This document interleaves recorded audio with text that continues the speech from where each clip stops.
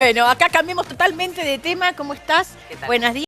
Acá con la doctora Gabriela Ferretti, médica neuróloga y clínica. ¡Epa! ¿Cómo estás? Bien, muy bien, ¿Qué gracias. vamos a hablar de la parte neurológica, la mujer, el hombre? ¿Cuáles son las enfermedades? ¿Cuáles son las partes? O sea, vos también estás en la parte domiciliaria. ¿Cómo se trata la parte neurológica de las mujeres? Por ejemplo, yo en mi caso, yo te hablo de más mujeres. ¿Qué enfermedades hay? ¿Qué es lo que te van a consultar a vos? ¿Cómo derivás también a un tratamiento? Son muchas preguntas que te hago, pero bueno, empecemos a explayarnos. Tenemos hasta las 2, así que no hay problema. Empezamos a explayarnos. Ah, bien. Ahora, ¿Qué es lo que doctora? Ahora ya son las 3. Bueno, específicamente. Dentro de las especialidades Sí. que yo tengo la neurología. Sí. Estoy más enfocada en todo lo que tiene que ver con la rehabilitación y con la internación domiciliaria. Perfecto. Fundamentalmente se utiliza la internación domiciliaria dentro del ámbito de la neurología y también de otras especialidades como una herramienta para, en el domicilio del paciente, hacer seguir con el la tratamiento. rehabilitación y, digamos, cuando la rehabilitación no es posible, que los cuidados se den en casa, porque es siempre la mejor opción. Primero, desde el punto de vista infectológico, en casa no existe el riesgo de la contaminación por La bacterias que son multiresistentes, como en general pasa en las instituciones. Pero eso es ahora, porque antes no, ¿o sí? El No, tema de las sí, bacterias, no, toda la vida. El tema de las bacterias multiresistentes no solo es acá, sino que es en el mundo, porque una bacteria que está tratada con distintos antibióticos genera una resistencia, porque la bacteria obviamente quiere vivir. Claro. Entonces genera herramientas. Se va alimentando. Exactamente, genera herramientas para contrarrestar el efecto de un antibiótico, de otro y de otro. Entonces esto hace que las bacterias que en general están dentro de los hospitales sean más resistentes a los antibióticos y siempre se requiera más investigación para un antibiótico más potente. Esto en casa, por suerte, no ocurre o ocurre muchísimo menos. Entonces esto hace que desde el punto de vista infectológico los domicilios sean sitios más seguros. ¿Y casos, por ejemplo, vos mandás así a que siga la terapia o que siga el tratamiento en su casa? ¿Qué parte, por ejemplo, un Alzheimer? No, eso no. O la parte de Parkinson. Bien.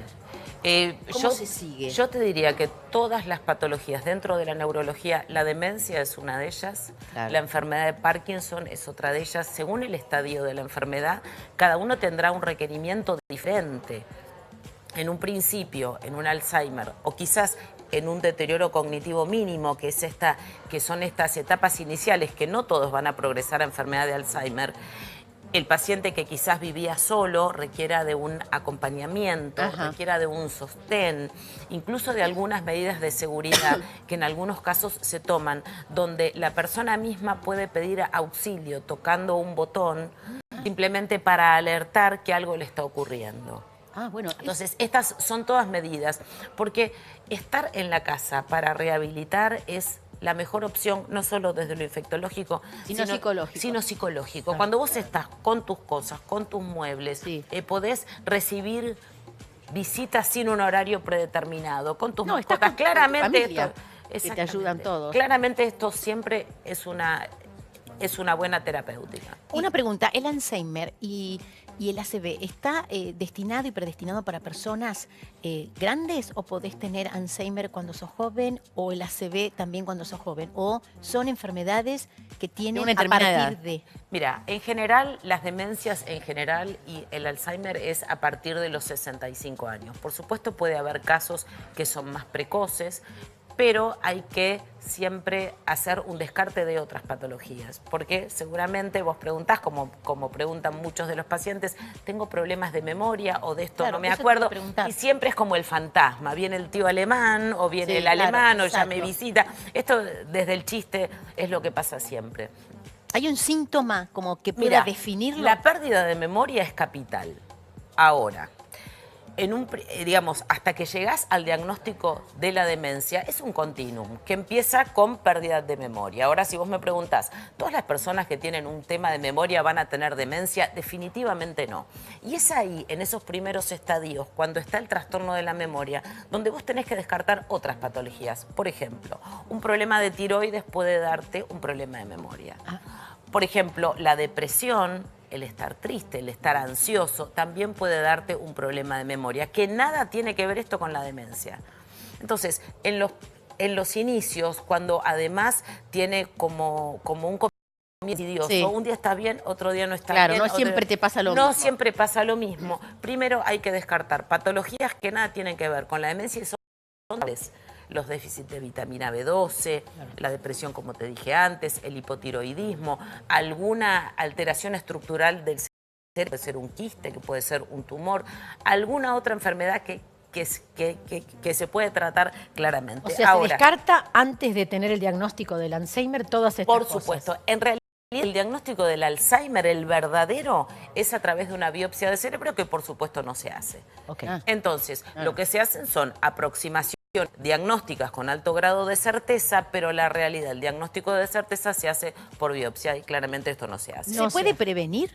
Sí, claro que se puede prevenir. ¿Haciendo qué? Mira, en la edad media de la vida, sobre todo, con hábitos saludables, con manejo de la hipertensión arterial, con buen manejo de la diabetes y de la obesidad, yo te diría que son las claves para prevenir el daño cerebral en el futuro. ¿Hay más mujeres con estos casos que hombres? Que hay un poquito más de mujeres con Alzheimer, sí.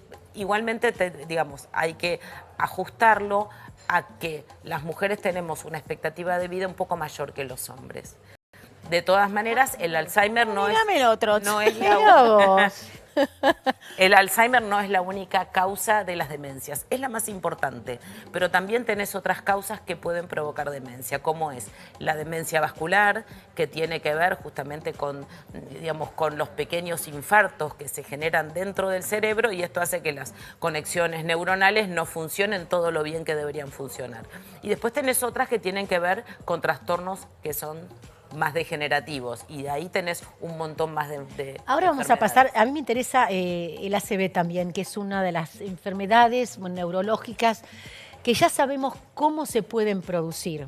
Pero mi pregunta es la siguiente, el otro día estaba escuchando que Amelita Baltar en una de radio, en su programa, le agarró un principio, ¿viste? Como dicen, principio ¿Se de dio ACV. cuenta de que del habla? O sea, ¿qué es lo que le detectó ella o qué le detectaron para que no sea una ACV y sí un principio?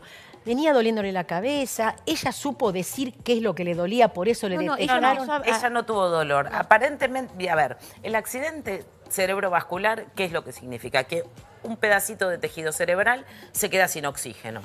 Y esto, por un coágulo. Y esto es por dos causas. A ver. Bien, porque la arteria que le lleva la sangre oxigenada se tapa, o bien porque esa arteria se rompe. En el momento, no es que viene... No, en el 80% de los casos suelen ser isquémicos. Esto quiere decir porque se tapa. Ahora bien, si esa arteria se tapa y se destapa rápidamente, ese tejido que dependía de esa oxigenación va a ser síntoma, ¿sí? Pero después cuando se reintegra la circulación, la clínica mejora. Ya pasó, claro.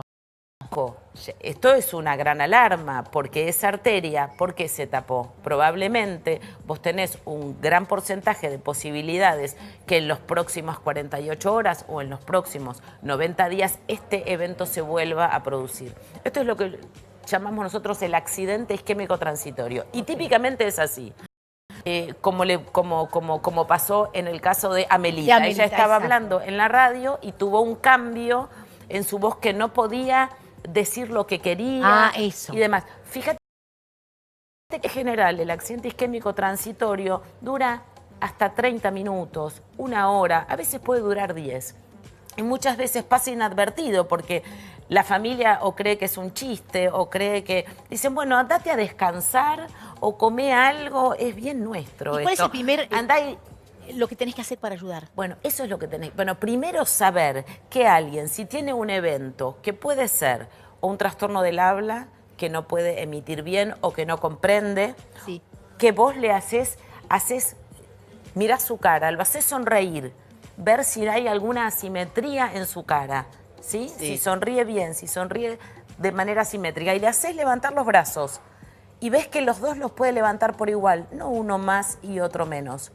Con esas tres determinaciones... Hacerle sonreír, hablar, levantar los brazos y hablar. Y hablar, y si comprende. Entonces, con esto que puede hacerlo en casa cualquiera de nosotros, ¿sí? Ahí uno tiene que saber que tiene un tiempo que es para llevarlo. oro. Para hacer un tratamiento, en el caso que esta arteria esté tapada, tiene hasta 4 horas y media para empezar el tratamiento trombolítico, que eso es vital, porque el tratamiento trombolítico son sustancias que dentro de esta arteria disuelven este coagulito que no permite que la sangre pase. Por lo menos disminuir el daño. Controlar, claro. Disminuir el daño, esa es la idea. ¿Por qué decís que la día se puede volver a repetir? ¿Cómo evitas eso? Bueno, ¿cómo evitas? Si vos tuviste un accidente isquémico transitorio, primero buscas la causa. ¿Qué fue lo que, digamos, lo que tapó esta arteria durante un ratito? Una tomografía, una resonancia. Se hacen estudios de imágenes del cerebro para ver si hay daño. Eso por un lado. Después, se evalúan las arterias carótidas, se evalúa placas, si tenés placas o no. Si tenés placa o no. Y se evalúa el corazón junto con un electrocardiograma. Eso con el examen clínico. Entonces, muchas veces esto es un aviso. Hay mucha gente que tiene accidente cerebrovascular y quizás cuando vos consultás, sí tuvo en tiempos anteriores estos eventos que de alguna manera avisaron y no tomaron en cuenta. Más o menos en un 15% de los casos existen AIT, como así se llama, previos. ¿Qué produce? Por eso hay que darle bolilla. Exacto. No es, bueno, ya va a pasar, acostate claramente, porque se pasan solos. Claro. 15, 30 minutos se pasen solos, aunque por convención siempre hablamos nosotros de un día, o sea, todo síntoma neurológico reversible que dura hasta 24 horas es considerado un accidente isquémico transitorio. La realidad es que en la práctica esto no suele durar más de 1 hora. ¿Qué trae, qué trae el ACV? Vos te hiciste un análisis, tenés colesterol bueno, no tenés problemas de triglicéridos. Sí. ¿Te puede pasar tener un ACV de estrés o el ACV es porque tenés colesterol alto? ¿Cuál es lo que produce el ACV? Mira, bueno, todo lo que provoque que el coágulo o el trombo llegue a esta instancia te lo puede producir. Y todas estas son cuestiones: el colesterol, los triglicéridos, la hipertensión arterial, la diabetes, el estrés como un factor disparador, el estrés crónico. En general se ha visto que después de un episodio de estrés suele haber más eventos cerebrovasculares y cardiovasculares. Eso se puede... Porque se desencadena la respuesta al estrés, desencadena una serie de mecanismos que hace que se eleve la presión arterial, que algunos factores que están dentro de la sangre generen más coagulabilidad de ella también.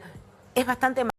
Entonces, lo que nosotros siempre podemos decir es que tenemos que hacer prevenir. ¿Prevenir cómo? De todas las maneras que sabemos que son eficientes, cuidando todos los factores de riesgo y aprendiendo a manejar el estrés de la mejor manera que nosotros podamos. ¿Saca el estrés? ¿Se puede, por ejemplo, solucionar esas cositas con la comida? Por ejemplo, cuando tenés colesterol, sí, por siempre te dicen saca los fritos, saca la sal, todo eso. ¿Puede haber una cosa de alimentos que puedas evitar eso para prevenirlo? La alimentación es fundamental. Claro. Es fundamental, porque a veces todos piensan que, bueno, el fármaco o el remedio es lo que va a salvar. Y la realidad que el fármaco debería ser última opción, porque el cambio de hábito de vida es fundamental, porque es más económico, o en general es más económico, y no tiene eventos adversos. Entonces, la educación, el cambio de hábitos, ¿qué es lo más difícil? Parece fácil, uno es fácil decir, bueno, no comas fritos, no comas grasa, hacé gimnasia. Come más verdura, camina más. Verdura. Todo esto parece fácil, pero después uno tiene que hacer cambios estructurales dentro de la rutina diaria para esto poderlo llevar a cabo. Perfecto, para no tomar la medicación. ¿Dónde le encontramos, doctora? ¿Usted tiene Instagram, tiene Facebook? ¿Qué tiene como para consultar? Sí. @doctora Ferretti en todas las redes. Bueno, doctora Ferretti. Muy interesante. Qué tema, Dios mío. Bueno, muchísimas gracias. No, bueno, nosotros vamos a un corte. Gracias.